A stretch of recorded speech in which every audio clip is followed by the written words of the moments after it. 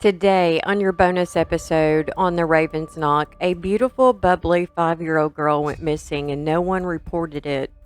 2 years passed before officers found out that she had not been seen or heard from and began to investigate. What they uncovered was tragic and disturbing.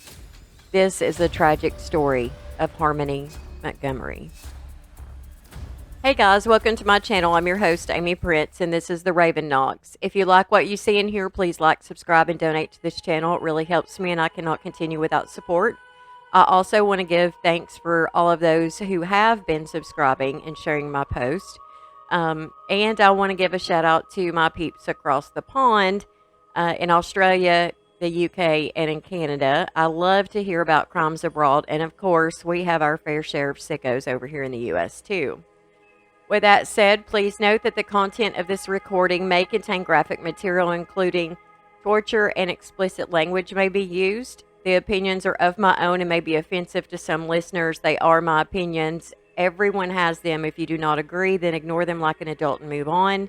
Listener discretion is strongly advised. Harmony Renee Montgomery was born on June 7th, 2014. To Adam Montgomery and Crystal Sorey. She was born with a medical condition that was rare, and it was called helioprocephaly, which I'm sure I mispronounced that, but it's a brainstem disorder, and they stated that she probably wouldn't live past 7 months. They also stated that she was legally blind in both eyes. Her mother, Crystal, had a very hard time with this diagnosis, and she fell into drugs. This led Harmony to go to a foster home at only 2 months old. She stayed with her foster parents for 2 months, then returned back to her mother. Later, she would go back to live with the foster parents for 2.5 years. When she was a baby, the foster parent noticed that she was able to track her when she was feeding her, and they eventually changed her diagnosis to septo-optic dysplasia. She would thrive and be a normal child, but she was still blind, but in only one eye. Adam and Crystal did not stay together, and Adam went on to marry Kayla Montgomery. Adam fought for 4 years to get custody of Harmony. During that time, Adam and Kayla went on to have 2 boys. Finally, Adam was granted custody of Harmony in February 2019, and Crystal would get to see her for a couple of hours a week. She also got FaceTime visits. Harmony was totally potty trained and never had any accidents when she first came to live with Adam and Kayla. They were living at 77 Guilford Street, which was the home of Adam's grandmother. In the house, it was his grandmother, Adam, Kayla, their 2 boys, Harmony, Adam's uncle, and his girlfriend. His grandmother moved out in May of 2019 and moved down to Florida because they had other family there. In the middle of July 2019, Adam's uncle and girlfriend left the home and went to Florida because the grandmother was having open heart surgery. Kayla was working at Dunkin' Donuts from 6 a.m. to 2 p.m., and the kids would stay home with Adam while she worked. She ended up getting fired because she got caught stealing. Keep this in your rat hole for later. Adam's uncle came back in from Florida, and when he walked into the kitchen, he saw Adam and Harmony. Now, Adam's uncle was subpoenaed to testify, and it was very clear that he did not want to be on that stand. He was very emotional. He stated that when he saw Harmony, he saw her black eye. He looked at Adam and asked, "What in the fuck did you do to her?" Now, this is interesting because his first thought was that Adam had done something to her instead of just thinking it was an accident. Adam stated that he bashed her head around the fucking house. His uncle said he said it like he was a cocky son of a bitch. Adam proceeded to tell him that he had went into the restroom to move his bowels and had left Harmony, who was 5, in charge of her little brother, who was about 4 to 5 months old. When he emerged from the bathroom, he saw Harmony with her hand over the baby's mouth and his lips were blue. That's when he began to bash her head all over the house. What a punishment. The next morning, the uncle left the residence with his belongings. He also informed all of his family members of the incident, as well as DCS. When Kayla came home that day, she too saw the black eye, and Adam told her the same story. Then they saw DCS pulling in. He kept DCS away for 2 weeks, stating that the kids had a virus and it wasn't a good time. When DCS was finally able to do a home visit, the worker saw what was left of the black eye. Adam explained that Harmony and her older son was playing with some lightsabers, and Seamus, which was the oldest, had hit Harmony in the eye on accident. The day before Thanksgiving, they ended up being evicted from the residence because no one was paying the mortgage. They began to live in their car, which was a Chrysler Sebring.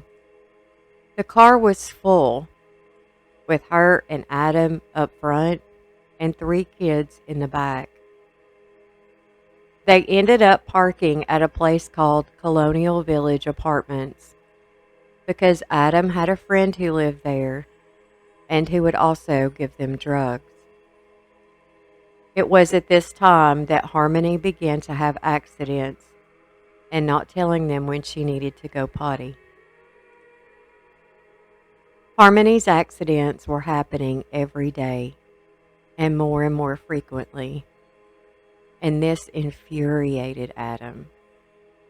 He would become so angry, he would begin to punch and slap her in the head and yell at her. He was causing her to have extensive bruising, and she never went without black eyes. It was so bad, they would cover her with a comforter anytime anyone was near, so no one would see her. On November 29th, 2019, they had a car accident. They were on their way to get drugs when a truck blew through the stop sign. Adam was driving as Kayla didn't have a driver's license. Again, they covered Harmony up with a comforter, and no one saw Harmony, not even the officer that did the report. Now, apparently there wasn't that much damage to the vehicle because they were still able to drive it. The morning of December 7th, 2019 began as any other morning. They were headed to the methadone clinic to get their medication, and Harmony already had an accident before they even got started. Adam punished her by punching her with his fist in the face and on her head. Kayla went into the clinic first, followed by Adam. When Adam came back out to the car, he smelled a strong odor of urine, and he went off. He began yelling at Harmony, and again began to hit her in the head over and over again. Kayla tried to distract him by asking him to take her to Burger King. They finally pulled out, but this didn't stop Adam. No. At every red light, he would go in between the seats to continue punching Harmony in the head. Kayla put her arm up to stop him, and she said when he looked at her, he looked pure evil, that he had crazy eyes, and it terrified her, so she stopped. He continued to yell at Harmony, and he was telling her to shut the fuck up. They covered her up with a comforter as they went through the drive-thru. In line, Adam punched her again, but this time he told Kayla he thought he really might have hurt her because he felt something when he took that last punch. Harmony's crying had reduced to moaning, and as they were on their way back to the parking lot of Colonial Village, Harmony was making weird noises. When they got there, they purchased some drugs and continued to get high. They were on heroin and crack. That lasted about 15 minutes when they decided to leave. They managed to get one street over when the car died. Adam tried to boost it off, but it wouldn't start. They had no choice but to leave the car where it was.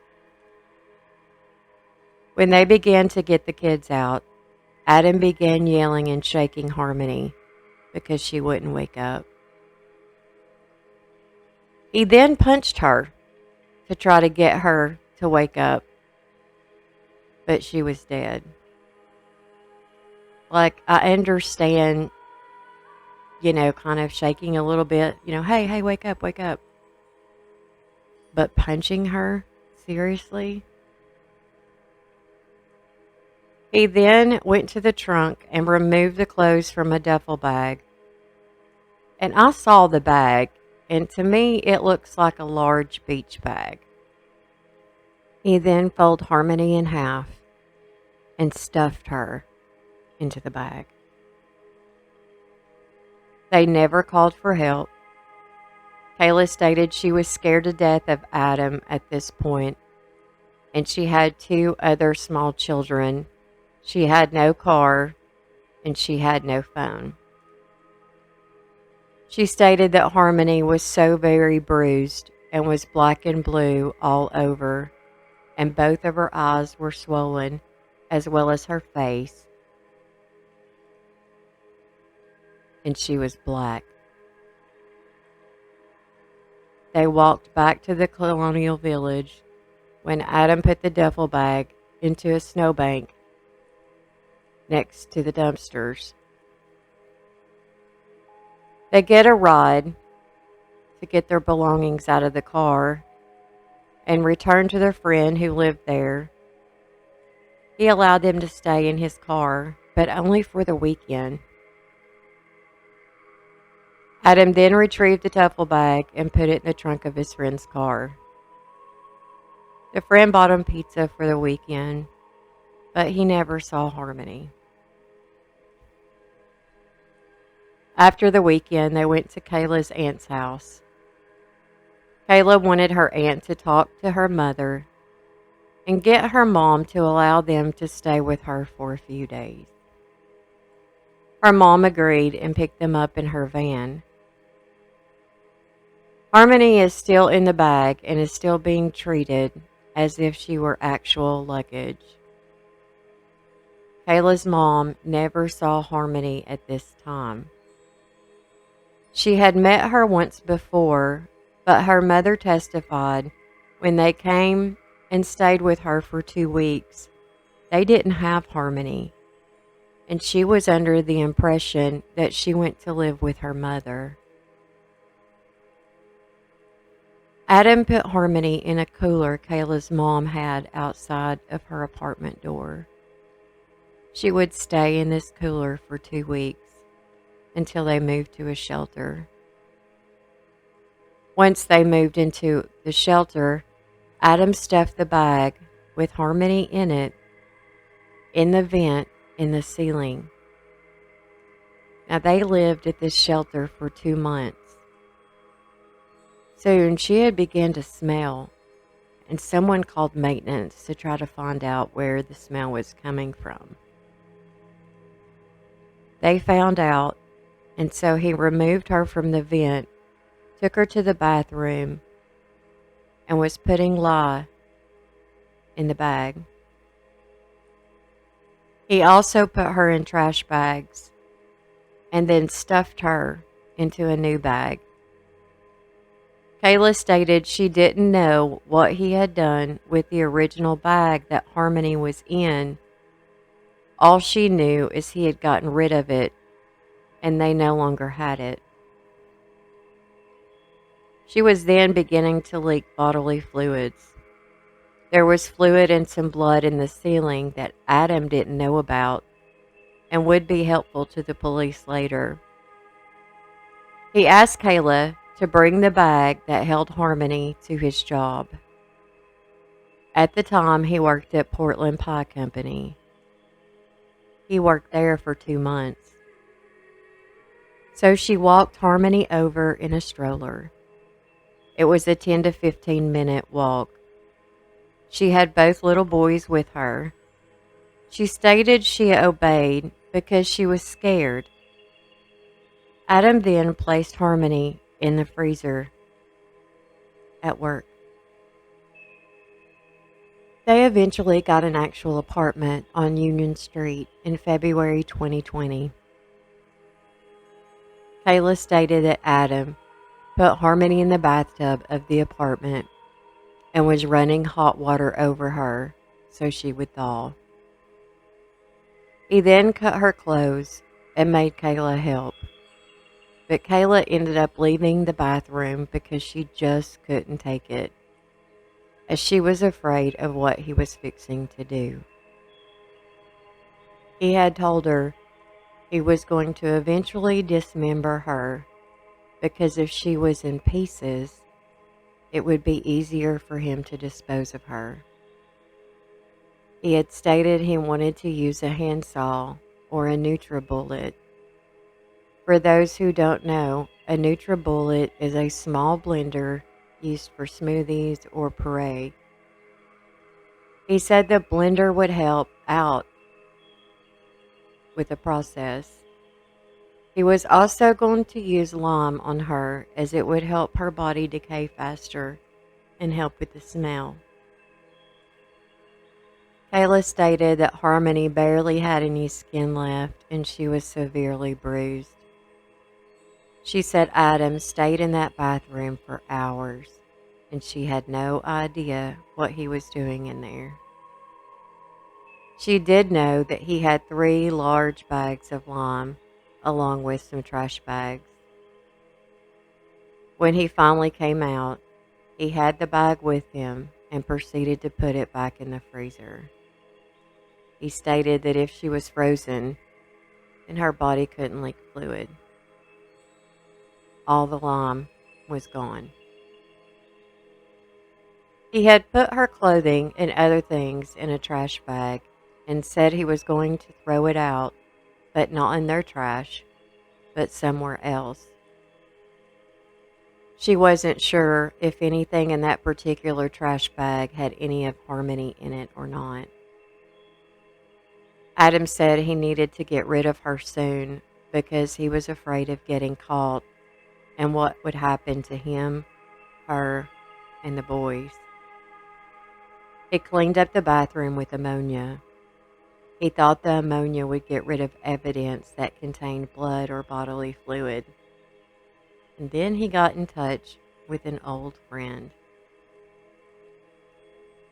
The friend and his girlfriend met Adam and Kayla along with their kids at a cheap motel. They done some drugs, and Adam stated that he needed a U-Haul because he needed to move.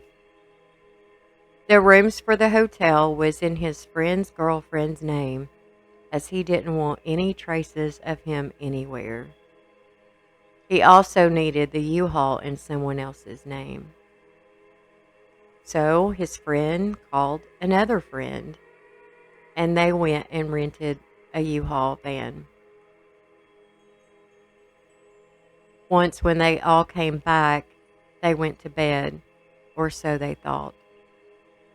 Adam took the U-Haul along with Harmony, who was still in the bag, and left in the night and didn't return until the sun began to rise. He never told Kayla where he was going or where he was putting her, so if the cops ever asked her, she honestly wouldn't know. When they had been at the shelter, Adam began to get paranoid. He began accusing Kayla of telling on him. Regardless if she told him the truth that she wasn't, or if she lied and said she did, either way he would beat her. He told her if she ever told that and if he couldn't, he would get one of his cousins to kill her, dismember her, and they would never find her body. His paranoia grew as time went on. When they eventually moved into their last apartment, he unscrewed the lights from the ceiling because he thought somebody had hidden cameras in them. When they were picked up by state transportation to go to and from the methadone clinic, Rose, the driver, stated she had picked them up several times before. She said she never saw Harmony with them. The last time she picked them up, Kayla had 2 black eyes that were almost swollen shut, and her face was also swollen. Both her and Adam were in the car, so she didn't ask her in front of him what had happened. Once back home, Adam got out of the car first, and Kayla asked Rose to use her phone, and Rose quickly handed it to her. Kayla was going to call her mom for help because she was scared. Before she could get her mom on the line, Adam marched back to the car, but Rose said it wasn't Adam. It was pure evil. He twisted Rose's arm and took the phone from both of them and told her that Kayla wasn't calling anyone. Rose said she told him that she loved him and she was just trying to help. And in that instant, she said he softened, let her go, and let her have her phone back. She was so terrified that she requested that she never take them anywhere again, and she bought her some mace. By the way, Rose seems like such a sweetheart.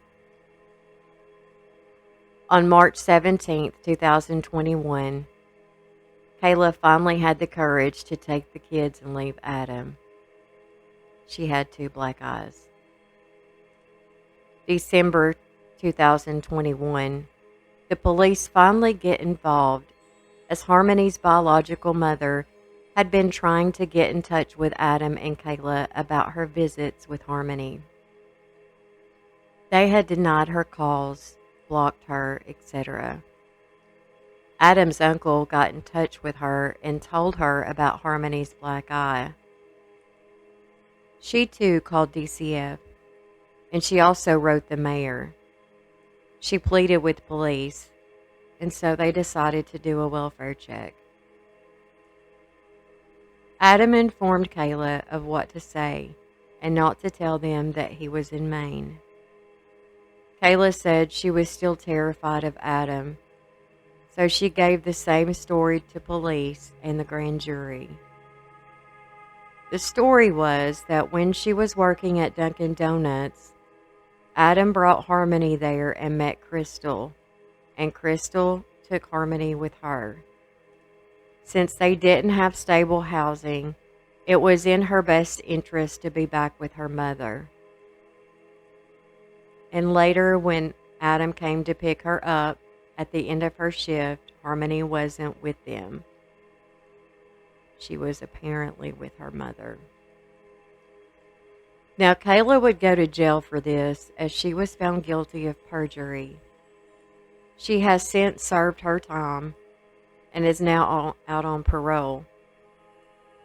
A friend of Adam's he had that worked at the clinic testified that Adam only spoke of Harmony a couple of times, and he had told her that Harmony reminded him of her mother, and he hated her. They clarified this, and it was confirmed that he said he had hated Harmony because she reminded him of his ex, which is Harmony's mother. Police could not locate Harmony, and they were just not getting anywhere with Adam. Kayla finally breaks down and tells them what happened. The police then go back to the places they had been to look for any evidence, and they do find evidence and DNA that matched both Adam's and Harmony in that ceiling. Adam stated that he fucked up when he was talking to one of his friends, and his friend came forward with this information. However, he never said how he had fucked up. The police detained Adam Montgomery as the court had declared Harmony deceased. They charged him with second-degree murder, falsifying physical evidence, abuse of a corpse, tampering with evidence. Adam never made his court appearance, and the prosecution offered to reduce his sentence by 21 years if he disclosed where he put Harmony's body, but he declined. He still will not tell anyone where she is. He was found guilty on all counts, and the judge sentences him to 45 years to life to run concurrently with the long sentences he is already serving for weapons charges. I don't understand how he can sleep at night knowing what he's done and not even giving his 5-year-old daughter a proper burial. How can a father do that? And why did he fight for 4 years to get her, only to beat her to death? Unless, of course, he just fought to get her so he wouldn't have to pay child support. That would make sense. And that is the story of Harmony Montgomery. This case is so sad, but it also needs to be heard. Her father is a monster. I hope he never gets out of prison. So that wraps up this story. Again, I hope you enjoyed it as much as you could. Please like, subscribe, and share, and tell your friends who you would think would like this podcast. We are on all platforms. I can't thank you guys enough. And until next time, be safe.